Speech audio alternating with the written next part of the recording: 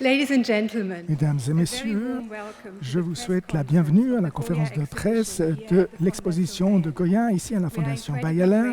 Nous sommes très heureux que vous soyez si nombreux. Je m'appelle Dorothy Dines et je veux vous donner un bref aperçu de notre programme d'aujourd'hui. Tout d'abord, nous allons voir cette conférence de presse. Elle se fait partiellement en anglais et partiellement en allemand. Et nous avons également la traduction simultanée à votre disposition. Nous sommes très heureux de saluer Miguel Falomir, le directeur du Prado, comme notre invité d'honneur, et de savoir qu'est-ce qui se passe également de la collection de Goya merveilleuse, où nous avons le grand privilège d'emprunter un certain nombre d'œuvres. Tout d'abord, nous entendons d'abord Sam Keller, le directeur de la Fondation Bayala, qui nous parlera de la genèse de cette exposition dans notre musée et disons d'autres exposés dans notre exposition. Ensuite, il répondra à vos questions. Nous sommes également Philippe Parreno, qui a créé en fait une nouvelle œuvre en connexion avec cette édition, soit parmi nous et soit également disponible pour des interviews individuelles après cette conférence de presse, comme Sam Keller et Martin Schwander. On vous demanderait à tous les photographes de rester également sur le siège pendant la conférence de presse. Nous organiserons une séquence photo dans l'exposition par la suite. Donc maintenant, je vais passer la parole à Sam Keller. Merci Dorothée pour cette introduction. Bonjour tout le monde, mesdames et messieurs, ladies and gentlemen, signor et signori, bienvenidos à l'exposition Goya en la Fondation Bayala. Un accueil spécial à notre invité d'honneur, Miguel Falomir, le directeur du Musée national de Prado à Madrid. L'exposition Goya a été organisée par la Fondation Bayala en collaboration avec le musée du Prado. Nous sommes ravis que le directeur, le conservateur en chef, Andreas Bedo, et Gudrun Marater, conservatrice du département de la peinture espagnole et conseiller scientifique de notre exposition, nous font l'honneur de leur présence. Je tiens à remercier nos amis madrilènes pour leur excellente collaboration sur ce projet et d'autres projets, notamment l'exposition Giacometti au Prado, organisée par nos institutions pour célébrer le bicentenaire du principal musée espagnol. Notre exposition Goya était organisée, développée avec Isabella Morin, la magicienne responsable des projets internationaux à la Fondation Bayala. Notre exposition Goya a été organisée par Martin Schwander, conservateur en chef de notre musée et l'un des historiens de l'art les plus respectés de notre pays. Nous sommes honorés de recevoir demain Sa Majesté la Reine Laetitia d'Espagne, qui a accepté de présider notre ouverture officielle. Notre gratitude va également à la Casa de Sumares Real de Madrid, au ministère de la Culture de l'Espagne et à l'ambassade d'Espagne à Berne, en Suisse. J'aimerais remercier toutes les institutions et les collections privées pour nous prêter leurs collections précieuses, également des sponsors et des donateurs qui ont soutenu cette exposition. Nous remercions également pour le catalogue et également notre collègue et notre personnel engagé qui ont contribué à l'exposition de Goya. La Fondation Bayala a reçu une réputation d'organiser des expositions de grande qualité. L'exposition Goya a été certainement la plus ambitieuse et la plus difficile de l'histoire de notre institution. C'était l'un des premiers projets lancés sous ma direction, donc il y a un certain temps déjà. Bien que l'organisation d'une grande organisation dans un musée d'art moderne ait d'abord semblé une mission impossible, nous avons persisté et réussi. Depuis plus de 12 ans, nous travaillons sans relâche avec notre équipe de passionnés de Goya et je dois dire avec ses enthousiasmes. Et 2 mois avant l'ouverture de l'exposition en mois de mai 2020, l'exposition a dû être reportée et réorganisée en raison de la pandémie de Corona. Aujourd'hui, notre grand rêve est enfin devenu réalité. Nous avons l'honneur d'accueillir 71 des plus belles peintures, 47 dessins délicats et 43 gravures magistrales du grand maître espagnol dans notre musée. Ils viennent de 23 musées importants et de 25 prestigieuses collections privées en Espagne et en France, en Italie, en Allemagne, en Angleterre, en Irlande, aux États-Unis et de la Suisse également. De nombreuses œuvres sont rarement prêtées, certains jamais. Plusieurs de ces œuvres quittent l'Espagne pour la première fois. Certaines sont restées dans les mêmes familles aristocratiques depuis qu'elles ont été acquises et commandées du vivant de Goya. La plupart des œuvres n'ont pas été exposées en Suisse de notre vivant.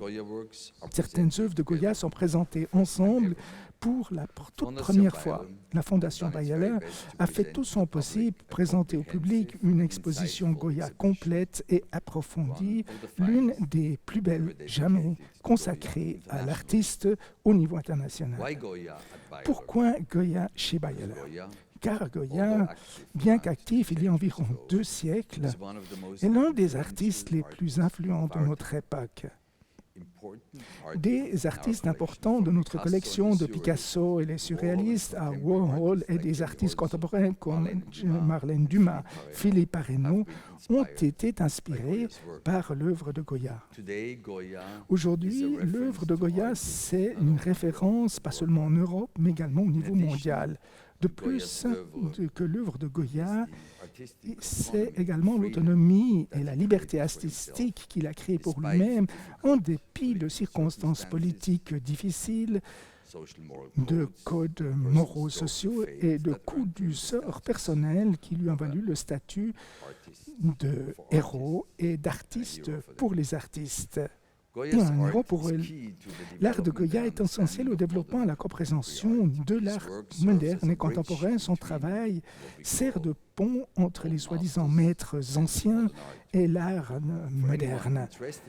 Tous ceux qui sont intéressés au sujet, donc à l'occasion de notre exhibition, donc de publication, également de la catalogue de la publication raisonnée de Picasso, donc sur également de l'art contemporain et ses contributions avec des articles sélectionnés et des experts. La Fondation Bayeler a explosé les racines de l'art moderne dans les siècles précédents avec un certain nombre d'expositions monographiques comme celle de Gustave Courbet, d'Edgar Degas, Giovanni Segantini, Odile Redon, Claude Monet, Paul Cézanne et Paul Gauguin, ainsi que d'autres expositions postant sur les traditions de la peinture avec des importances de Manet, Turner, Rembrandt, Titien, Velázquez et bien sûr Goya. L'œuvre de Goya nous rappelle que si tout art est créé dans des conditions spécifiques en ce qui concerne le contexte historique, le grand art a le pouvoir de nous toucher et de rester pertinent à travers le temps et l'espace. L'art de Goya continue de trouver un écho auprès des artistes et du public, en particulier dans notre monde marqué par des changements déroutants et des crises permanentes. En fait, cette exposition ne pourrait pas tomber plus à pic. Le catalogue a été né par Martin Schwander, par la Fondation Bayeler, et publié en allemand, en anglais et en espagnol, donne un aperçu complet, richement illustré de l'œuvre de Goya, avec des essais d'auteurs renommés. En parlant de livres, le regret fondateur de notre musée se souvenait que son premier succès en tant que jeune propriétaire d'une librairie ancienne, juste après la Seconde Guerre mondiale, a été la vente d'un ensemble de gravures de Goya à un musée suisse. Cette année, Ernest Bayeler aurait eu 100 ans. Il serait certainement très ému de voir la qualité et la quantité impressionnante des œuvres de Goya, dont certains des chefs-d'œuvre les plus célèbres du maître espagnol réunis dans des espaces muséaux modernes et lumineux conçus par Renzo Piano. Bien que Goya soit l'un des artistes les plus célèbres de l'histoire européenne, l'artiste et nombre de ses œuvres restent quelque peu mystérieux. Comme de véritables chefs-d'œuvre, ces œuvres restent fascinantes et ne révèlent jamais complètement leurs secrets.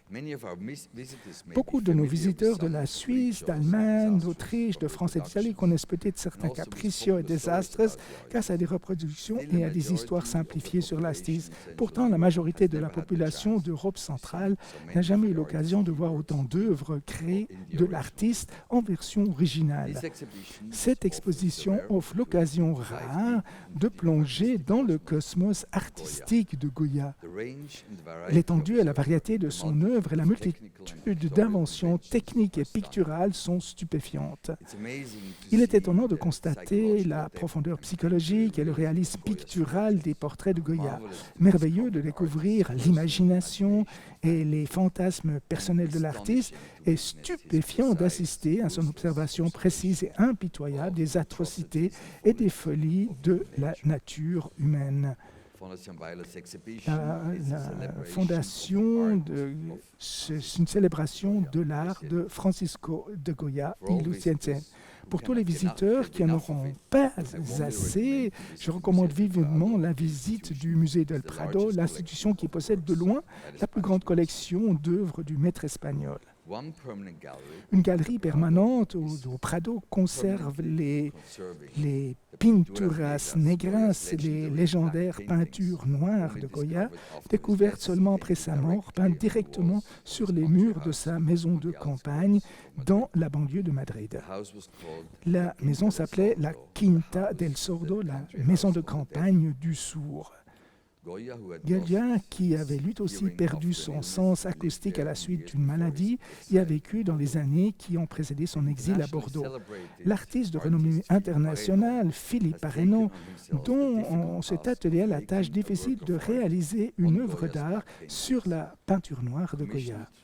Commandé par la Fondation Bayeler et autorisé en exclusivité par le Musée del Prado à filmer avec une caméra high-tech à distance minimale, le film de Parreno nous fait observer les peintures noires de plus près que la vue le permettrait. L'artiste contemporain rend hommage à Goya avec son merveilleux film et son installation sonore, créant une pièce enchantée qui redonne un sens au temps et à l'espace, aux peintures murales sombres, en réimaginant la lumière naturelle et les sons atmosphériques de la Quinta del Sordo depuis longtemps détruite. Je tiens à exprimer notre immense gratitude et notre admiration à Philippe Parreno pour cette création artistique et poétique en lien avec la grande exposition Goya à la Fondation Bayeler. Nous vous souhaitons à vous tous, les visiteurs, des expériences artistiques passionnantes et significatives avec les œuvres de Francisco Goya.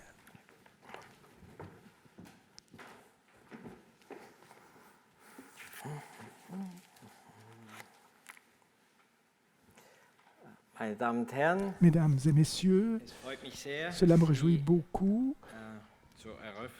pour l'ouverture, mais également en ce qui concerne de vous saluer, disons en ce qui concerne cette preview de l'exposition, de vous donner une petite introduction sur l'exposition de Goya. Et ensuite, nous allons faire, nous allons passer vers un tour de l'exposition qui sera présente d'une façon très sommaire. Donc, l'on va faire au pas. Donc, près de 7 décennies après l'exposition Goya la Kunsthalle de Bâle en 1953, la Fondation Bayeler présente à Bâle une exposition consacrée à l'artiste espagnol.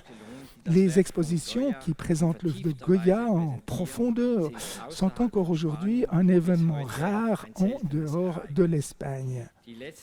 La dernière exposition importante consacrée à Goya dans le monde germanophone a eu lieu en 2005-2006 à l'Alte Nationalgalerie de Berlin et au Kunsthistorisches Museum de Vienne.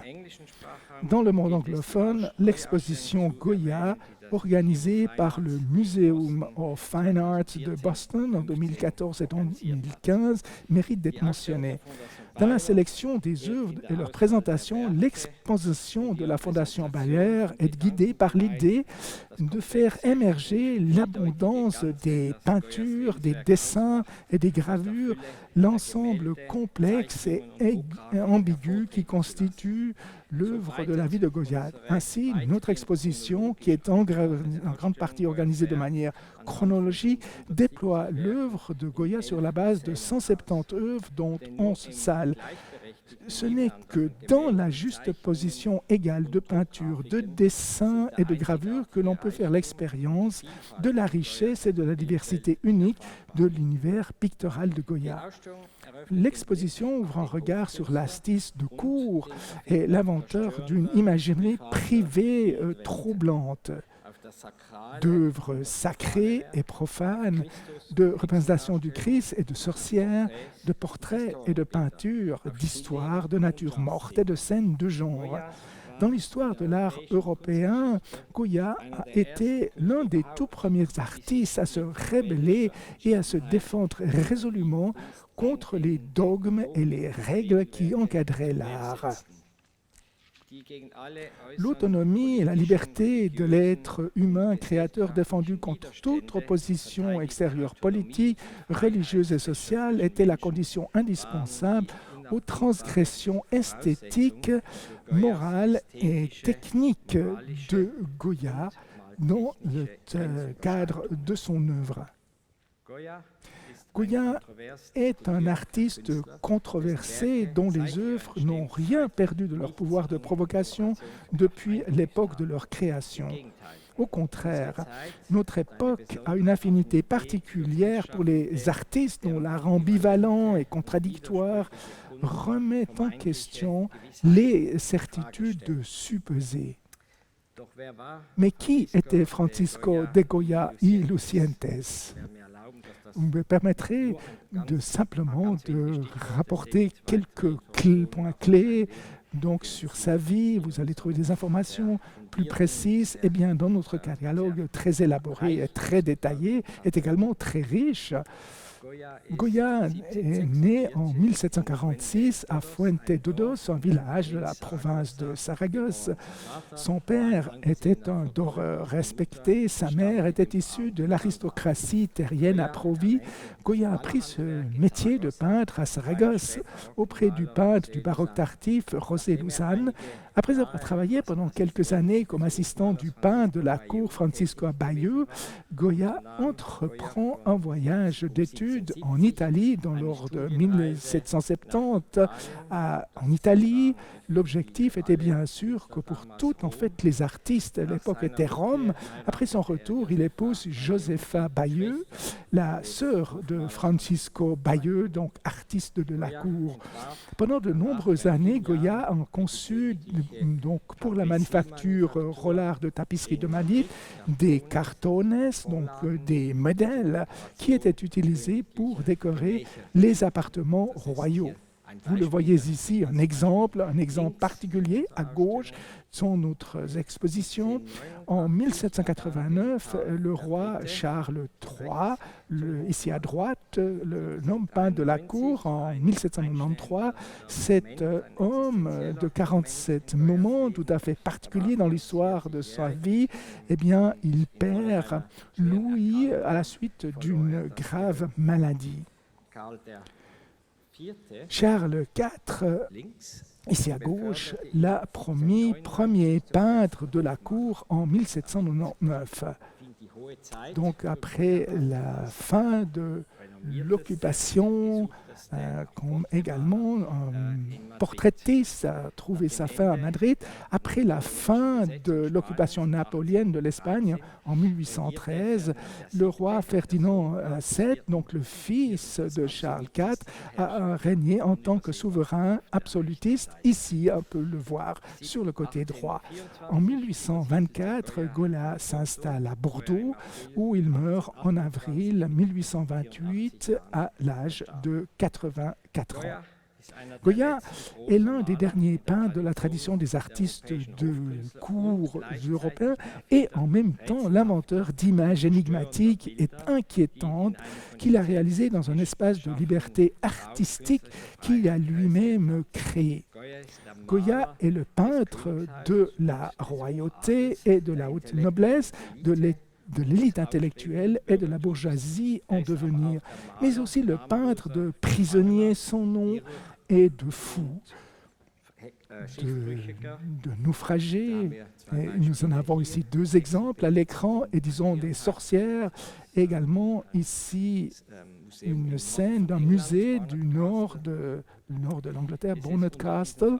Dans ces conditions, cela a-t-il un sens de distinguer le Goya officiel du Goya privé parce qu'il était le portraitiste, bien d'un portraitiste gâté par le succès et l'empathie de l'artiste libre qui a su s'affranchir des conventions esthétiques et morales de son temps en se retranchant dans une subjectivité n'engageant que lui. Même à un jeune âge, Goya s'est trouvé en contradiction latente avec son époque. Le néoclassicisme, qui était en vogue à Madrid et dans d'autres centres européens à l'époque, savait domestiquer et sublimer les côtés les plus sombres de l'existence humaine. Goya, en revanche, les a intégrés très tôt dans son travail.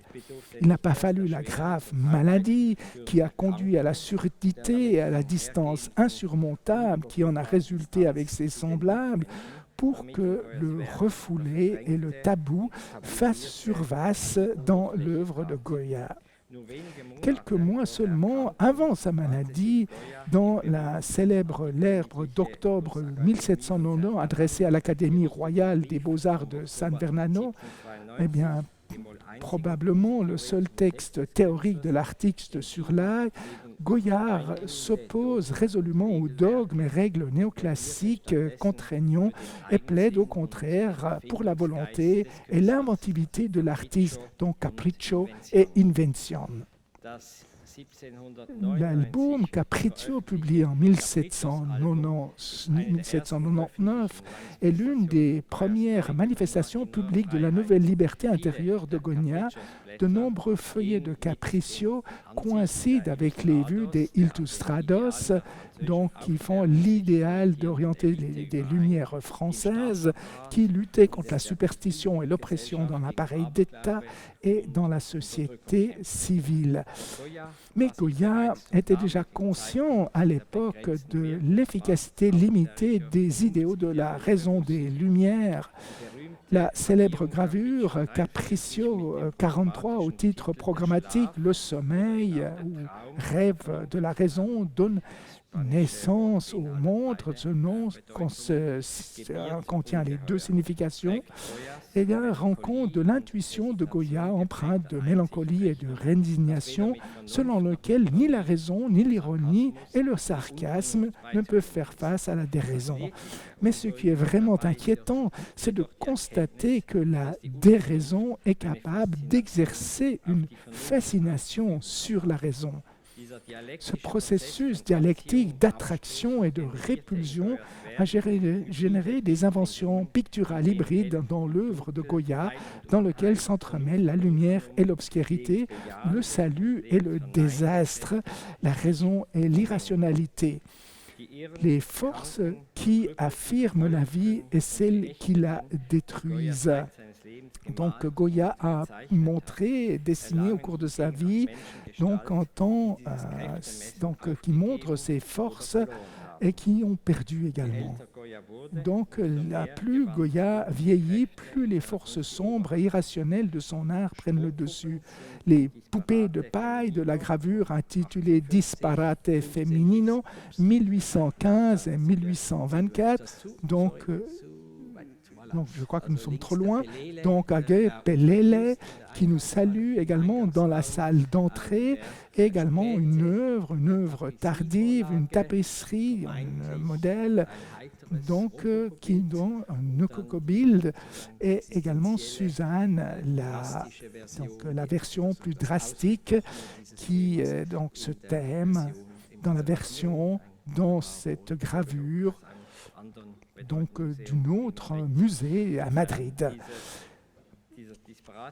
Donc cette parate, donc cette feuille, donc ce sont des femmes démoniaques qui règnent comme des parcelles, les déesses romaines du destin, qui représente en fait cette poupée de paille. Cependant, il n'est pas vrai que le drame de Goya est celui de la raison et de la déraison. Goya n'est pas l'illustrateur de la dialectique des Lumières, ni le producteur et le metteur en scène souverain de ses rêves et cauchemars.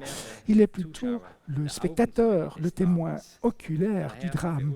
Par conséquent, Goya ne jugeait pas les actions humaines d'un point de vue moral. Les feuillets désastrés de la guerre créés entre 1810 et 1815 privent le spectateur de toute croyance en la raison et la moralité. Dans la série Désastreuse, Goya ne fait aucune distinction entre les auteurs et les victimes, ni entre le bien et le mal. Soldats français et civils espagnols, hommes et femmes, jeunes et vieux, s'entrechoquent avec la même haine et le même sadisme sans aucune limite. C'est un aperçu des abîmes de l'humanité qui se complaît même dans le mal.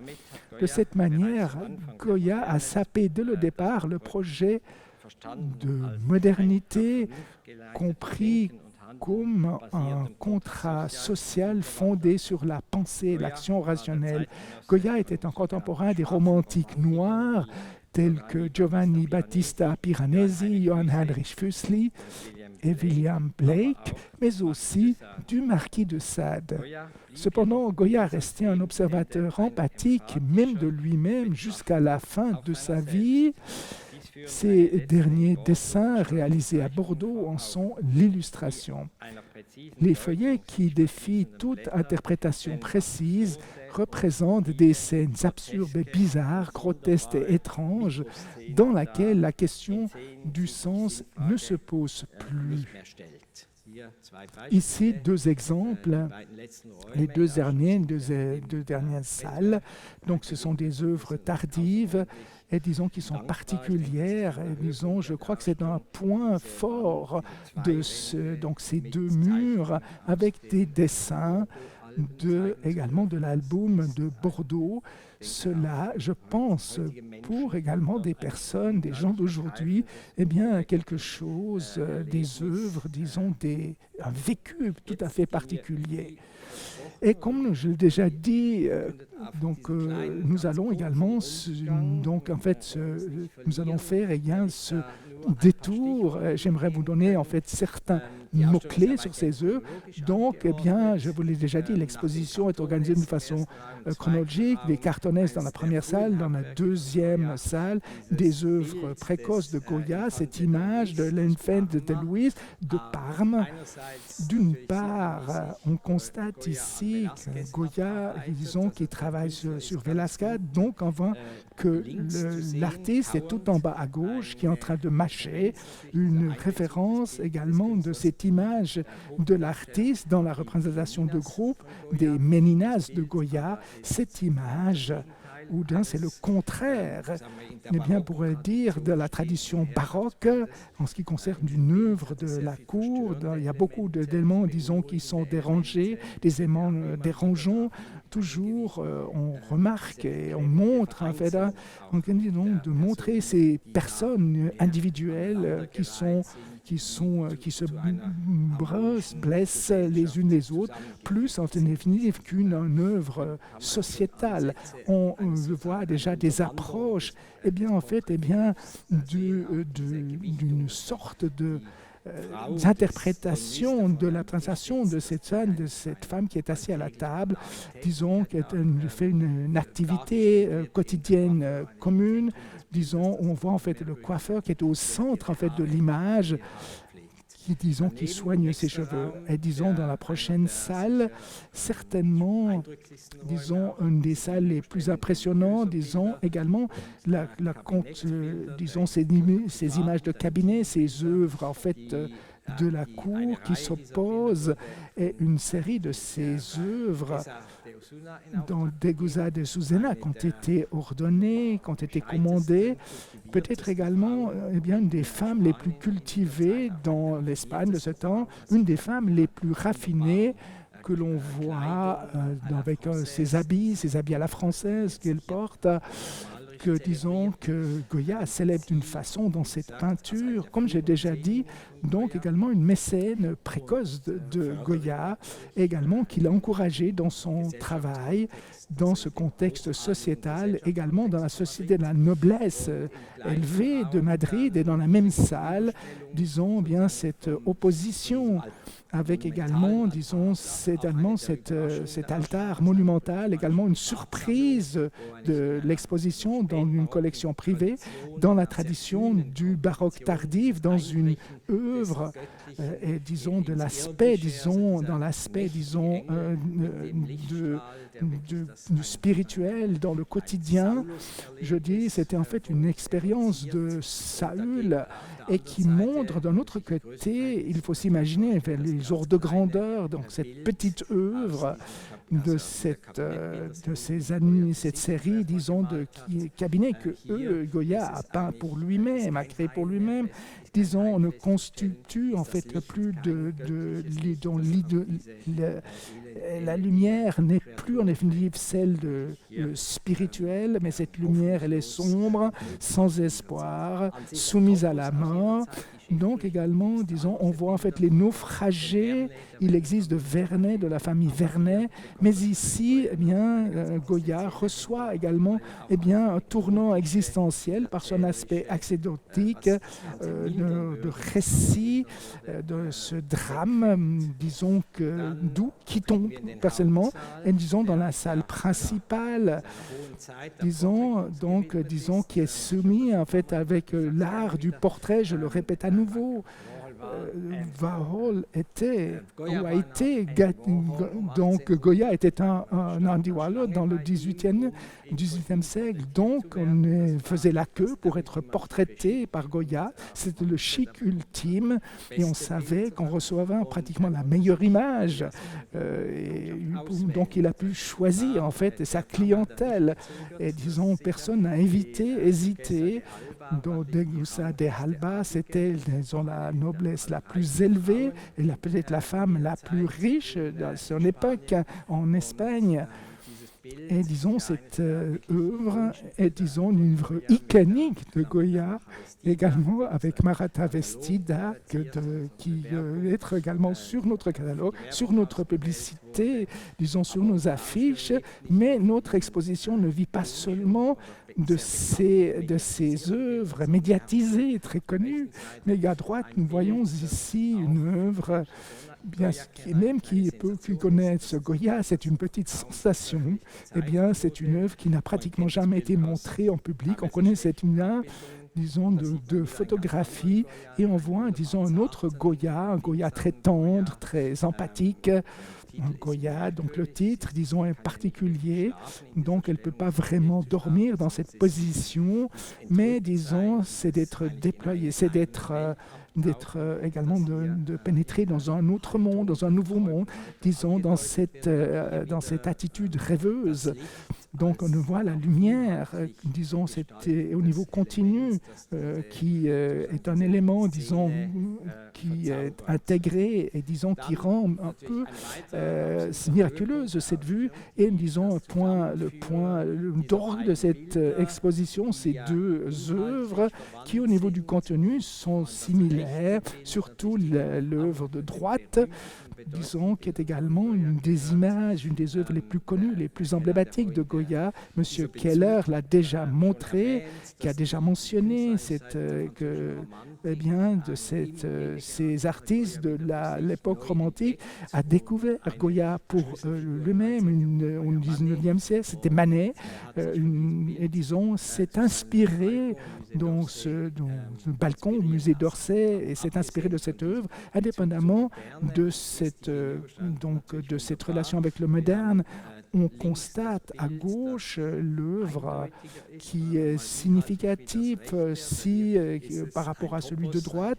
C'est un topos également de la littérature espagnole qui est connu, le topos de cette jeune femme, de cette belle jeune femme qui offre ses services, qu'on le voit également sur le balcon. Elle regarde également sur les clients qui sont sur la rue, et à gauche, la Célestine. Donc, c'est l'entremetteuse qui espère en fait une bonne affaire. Et l'image de droite, l'image de Manet, et, elle est beaucoup plus difficile à interpréter, surtout le rapport entre ces deux belles femmes bien habillées qui sont en avant-plan et les deux hommes qui sont en arrière-plan, qui sont désagréables, qui sont quelque chose de menaçant. Donc, nous sommes reconnaissants de Smacha Alspalkron comme donc que nous puissions le présenter d'une collection privée européenne et que nous puissions le mettre également avec une œuvre d'une collection privée que nous puissions vous présenter dans la salle suivante. Monsieur Keller, toujours. Donc, c'est une exposition dans l'exposition. Nous serons heureux que vous puissiez le montrer également ainsi. Du côté gauche, donc également la suite de Marquès de la Romana. Donc, c'est un exemple d'une série d'œuvres qui, depuis le début de sa création, qui possède en fait une possession d'une famille. Elle est toujours, disons, en possession de cette même famille madrilène et que l'on peut observer et visiter. Et c'est la première fois, toute la série, elle est montrée en dehors de l'Espagne. Et ce sont deux exemples que vous constatez ici. La série, donc, sur le thème la menace ou ce qui est fait aux femmes, la guerre de l'indépendance qui a inspiré cette œuvre, donc ce massacre. À gauche, il y a des soldats qui sont tués à terre et au centre, cette femme avec cet enfant en main qui est un peu en fait avant Guernica, et à droite, ces soldats qui tuent en fait tous ceux qui se présentent à la pointe de leur fusil. Et ce 3 mai, donc ces deux grandes œuvres historiques, et vis-à-vis, nous constatons une scène en fait de quotidien espagnol, si on peut le dire ainsi, donc de l'Académie de San Fernando à Madrid, qui avait également une série de 4 œuvres qui également été créées dans ce temps de la guerre. Et ici, la scène des flagellants, dans cette procession, et à droite, vous voyez des thèmes que Goya a toujours occupé, l'artiste, on le voit, le sait de ses lettres. Donc, comme pour un Espagnol, ça faisait partie de participer, dans les arènes. Donc, qui allait voir volontiers, en fait, les toreros, c'était en fait une partie existentielle que nous allons également voir à la fin, de notre parcours. Nous allons également ici des œuvres mortes, qui ne sont pas très connus dans l'œuvre de Goya. Ici également un écart par rapport à la tradition. Ce n'est pas, la fête de la nature créée par Dieu qui nous est présentée, mais ce sont également des images très prenantes, parce qu'il y avait cette ambivalence entre la mort et encore entre le vivant, en ce qui concerne tout à fait avec également le canard à droite. On voit, une sorte d'un moment, de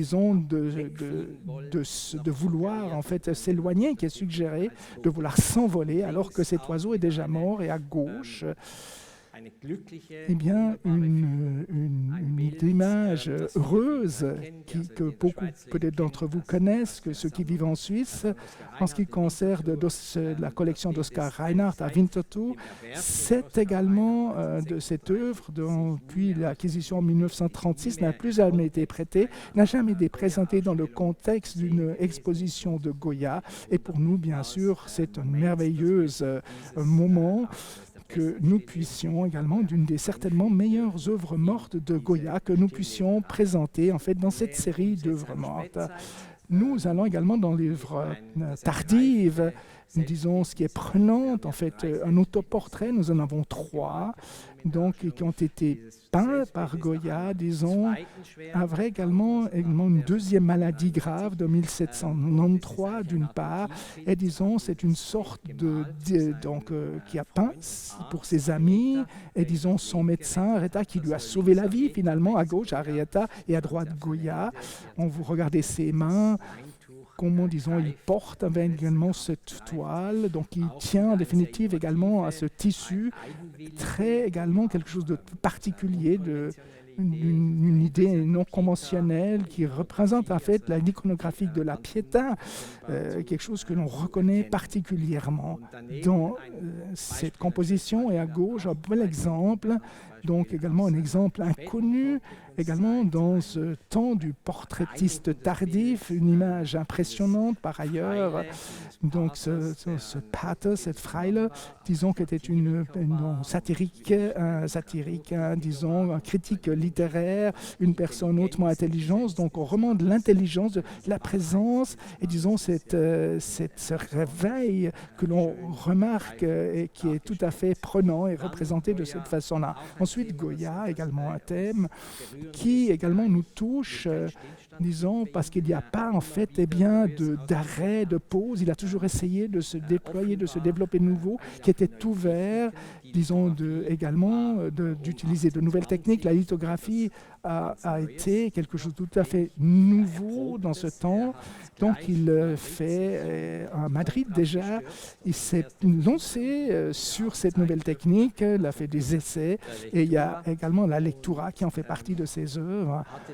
Et à Bordeaux, il avait la chance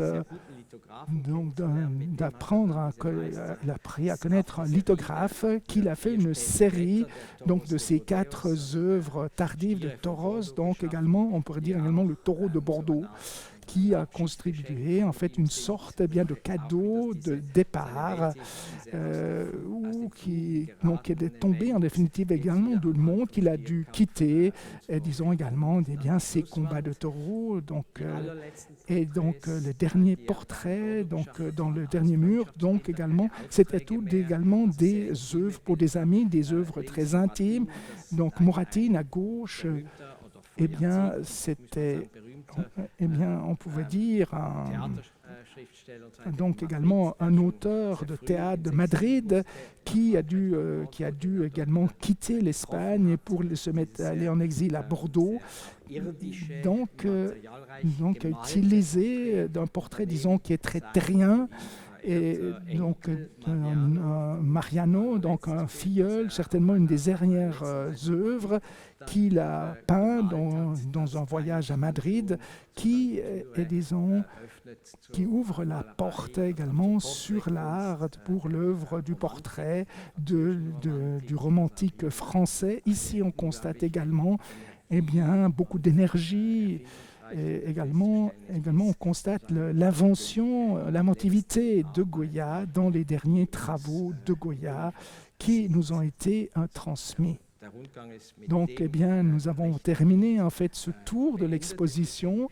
Donc, certainement, c'est certainement l'une de ces dernières œuvres, et nous sommes très heureux que nous puissions présenter en fait l'une de ces dernières œuvres, de chef-d'œuvre de Goya, que nous puissions présenter. Merci beaucoup pour votre attention.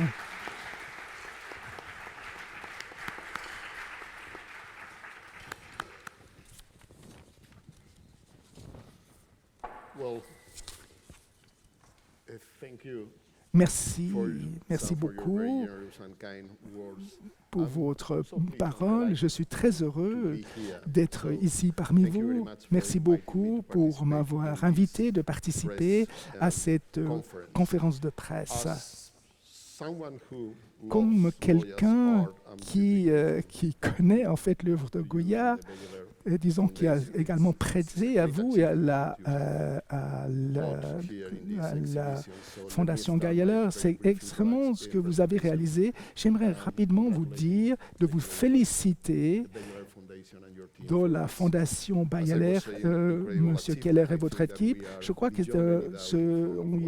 nous sommes devant une des expositions les plus magnifiques qui sont consacrées à Goya. Je suis responsable pour une institution du musée du piano du Prado qui a été fondée en 1919 pour montrer et promouvoir en fait l'œuvre des artistes espagnols et de grands.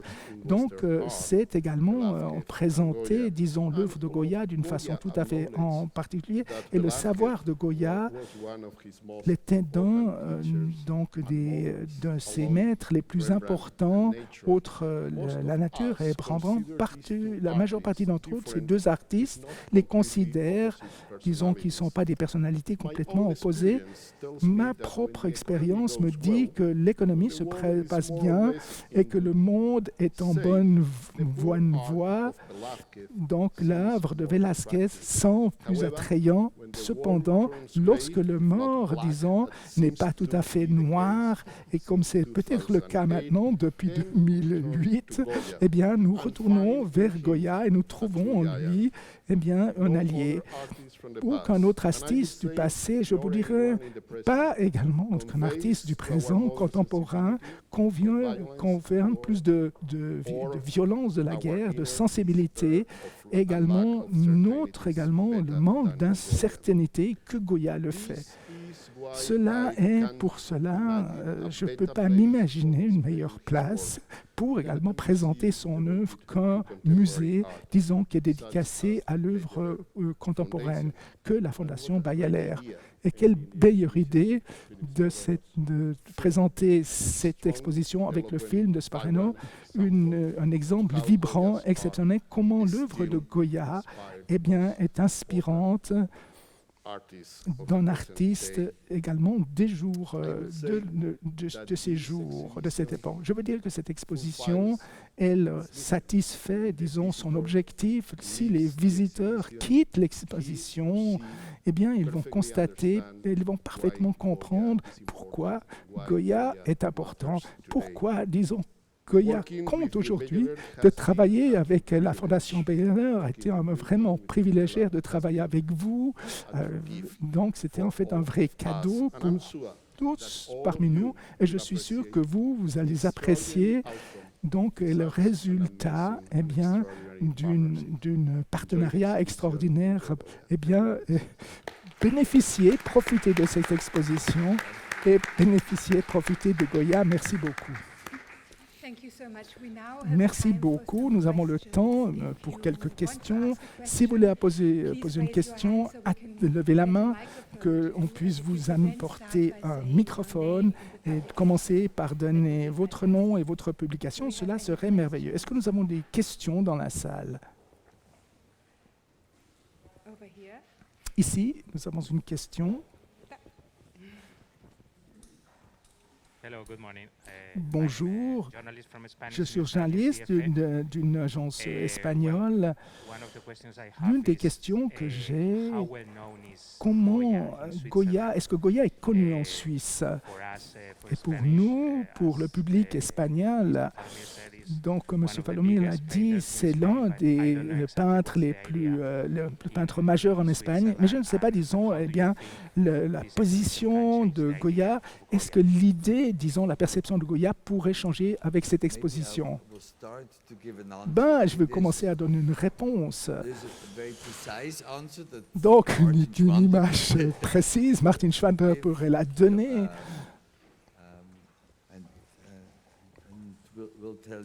Et il vous dirait, disons, comment la réception de... Donc, je vais parler d'une façon générale. Je pense que Goya, donc cela résonne.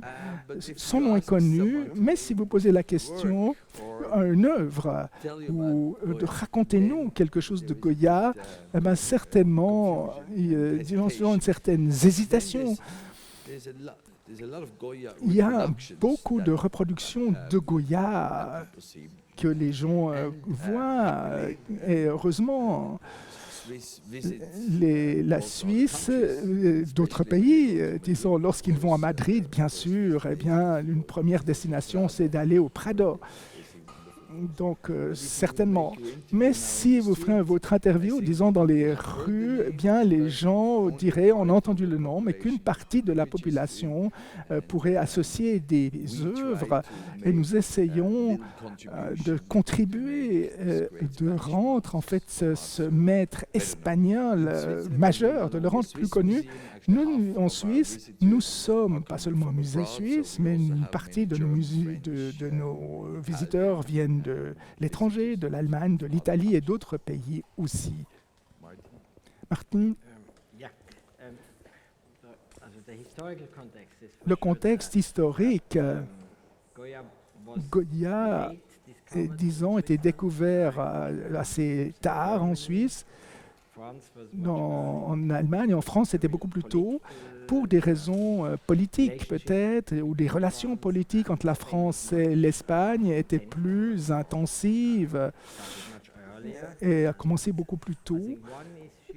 Donc, un des points, surtout en Suisse, donc les pays, les villes, donc les plus grands collectionneurs, les plus grandes villes, avait en fait un arrière-plan protestant et beaucoup que l'Espagne était très loin. C'était derrière les montagnes, eh bien, un pays obscur, c'est ce cliché que l'on connaissait. Donc également autour du centenaire, c'était quelque chose de totalement en dehors de l'Europe. Donc il n'y a pas beaucoup en fait d'un grand intérêt également pour en ce qui concerne au XXe siècle, en ce qui concerne la Suisse et l'Allemagne. Ensuite, c'est cette découverte de ces deux génies ou trois génies, Velázquez qui a déjà été mentionné, ensuite El Greco, c'était un boom donc dans les pays germanophones et Goya. Donc cela s'est passé avant la Première Guerre mondiale, et depuis là, Goya et le Greco, bien sûr, en plus de Velázquez, sont des artistes établis et connus. Bien sûr, vous n'allez pas trouver de grands connaisseurs de Goya. Donc accepté au plan académique, donc dans les collections de Suisse, dans les collections publiques. Dans les collections privées, c'est peut-être un peu différent. Donc certainement, en Suisse, des œuvres sont dans les collections privées. Est-ce que nous avons d'autres questions dans le public? Ici, à l'avant. Satish Joshi. Donc j'aime bien les aspects interculturels et pas seulement les aspects de l'œuvre peinte. Je serais curieux de savoir, est-ce que Goya elle a dit quelque chose? Qu'est-ce qu'ils font également ces peintures aussi intéressantes? Est-ce que Goya s'exprime à ce sujet? Cette peinture-là, par exemple.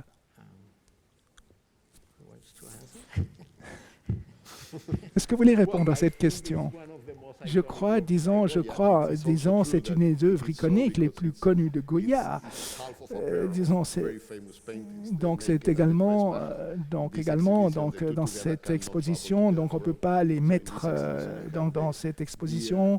Nous avons cette peinture, donc nous avons vers la femme habillée, mais lorsqu'il a peint ces deux peintures, donc de ces deux femmes, de dire sur la possibilité, disons, de présenter en fait une femme nue on retrouve en fait également certaines références par rapport à la tradition antique, également dans l'art européen, ce qui fait également ce couple de peinture unique, spécial. Et la question, certainement, donc ici, c'est en fait, on a couvert en fait bien la femme nue. Il a montré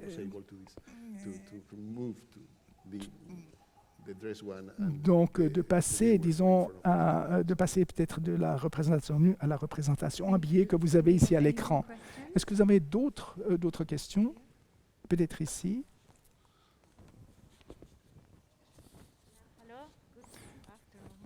Bonjour, c'est Favela González de Feingein en Allemagne. Ma question, lorsque vous avez dit que beaucoup de public suisse ou allemand connaissent l'œuvre de Goya, quel type de personnes vous attendez dans l'exposition? Aujourd'hui, nous avons cette période de la pandémie. Est-ce que ça va également attirer des personnes de l'Espagne, de l'Amérique latine? Quel type de public vous attendez dans cette exposition? Donc certains sont déjà ici de l'Espagne et beaucoup viendront certainement déjà demain pour également l'ouverture officielle. Vous avez entendu, eh bien, Sa Majesté, la Reine d'Espagne. Et bien sûr, nous espérons, si également nos amis du Prado, eh bien, ça vaut vraiment la peine de venir visiter cette exposition en Suisse, eh bien, ils le croiront. Et certainement, les journalistes espagnols le feront aussi, je l'espère en tout cas. Je pense que le catalogue, pour la première fois, existe en espagnol. Bien sûr, nous l'avons fait pour également des spécialistes espagnols. Mais nous avons des milliers de visiteurs de l'Espagne ou d'origine espagnole vivent en Suisse, en France et en Allemagne. Je crois que c'est un mouvement très intense, très émotionnel. Eh bien, qu'ils ont un maître espagnol qui est présenté, disons, dans le musée le plus visité de la Suisse.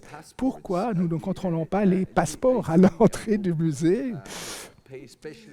Donc, mais on va également essayer d'écouter combien, en fait, nous entendrons de gens qui parleront l'espagnol. Je pourrais répondre à cette question peut-être d'une façon plus claire à la fin de l'exposition. Nous avons encore également le temps pour une ou deux questions, si vous avez encore des questions. Pas de questions?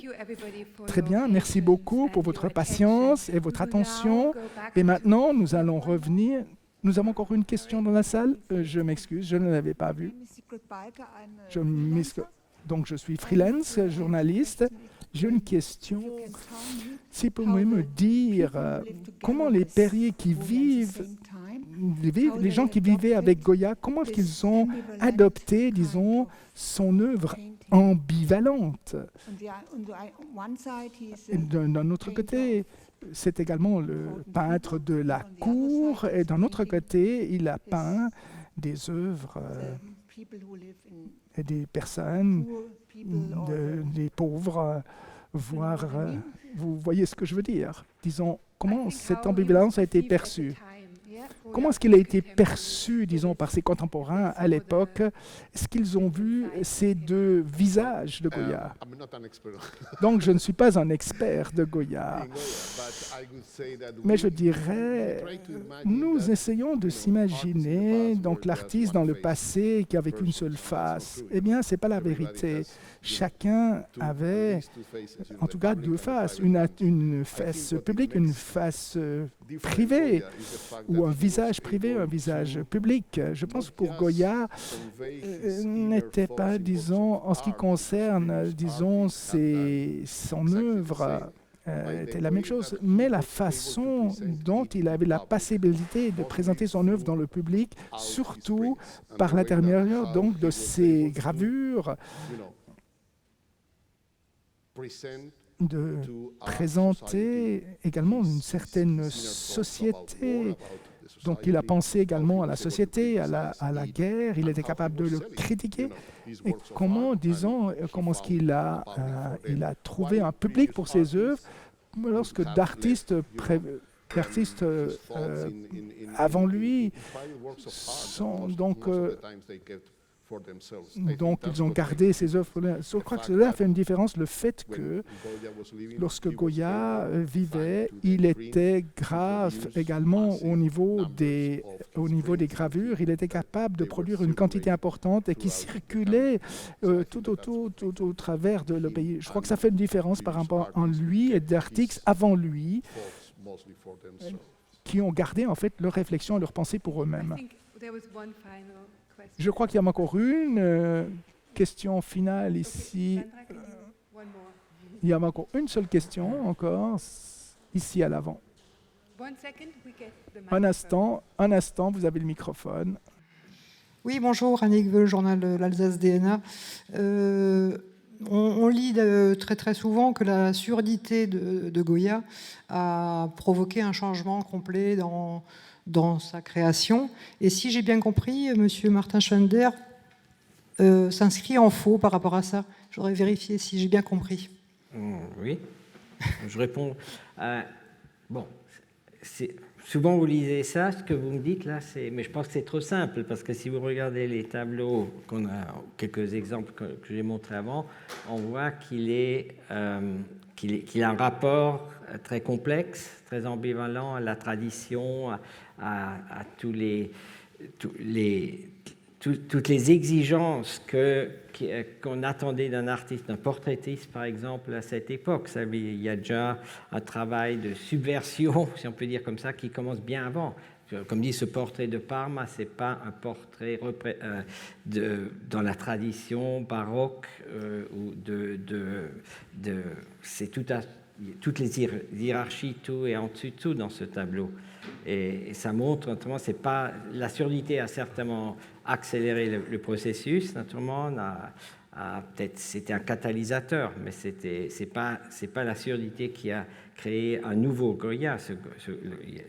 La base était déjà là avant la surdité, avant ce choc de ne plus entendre, de plus pouvoir communiquer naturellement de la même manière avec les gens, avec sa famille, etc. Merci beaucoup. Donc, nous allons également... donc, les interviews se passera donc dans le cadre, disons, de l'exposition, et vous pouvez avoir des interviews un à un. Merci beaucoup.